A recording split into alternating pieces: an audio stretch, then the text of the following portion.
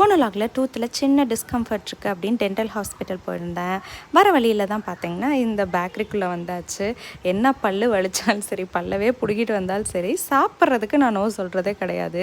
இப்படியெல்லாம் பண்ணிகிட்டு இருந்தால் அப்புறம் ஒவ்வொரு பல்லாக எடுக்க வேண்டியதாமா அப்படின்னு டாக்டரும் நம்மக்கிட்ட பாடமாக படிச்சுட்ருக்காரு. எங்கே சாப்பிட்றத தவிர வேறு ஸ்ட்ரெஸ் பஸ்ட்ரே எதுவும் இல்லை. ஸ்ட்ரெஸ் ஈட்டிங் அப்படின்னு வேறு அதை நான் சொல்லிட்டு திரிவேன். இது வரைக்கும் இந்த பேக்கரியே நாங்கள் பார்த்ததில்ல, கேக்கே பார்த்ததில்ல, நாங்கள் வாங்கியே கொடுத்ததில்ல அப்படின்ற மாதிரி தான் என் பிள்ளைங்க 2 பேரும் பாருங்கள். நாங்கள் பாருங்களேன், என் பையன்லாம் இதில் தனியாக பெர்ஃபார்மன்ஸ் பண்ணிகிட்ருக்கான். பிளாக் ஃபாரஸ்ட் அப்படின்னு என் பொண்ணு சொல்லிகிட்டு இருக்கா. உடனே அவன் பிளாக்குன்னு கை காமிச்சிட்டு ரெட் கலர் கேக்கை தூக்கிக்கிட்டு இருந்தான். இந்த அளவுக்கு அலப்பறை பண்ணுவானுங்க. 2 பேரும் அடிச்சுக்க கூடாது அப்படின்னு சொல்லிட்டு ஒரே ஃப்ளேவரை 2 பேருக்கு தனித்தனியாக வாங்கி கொடுத்தாச்சு.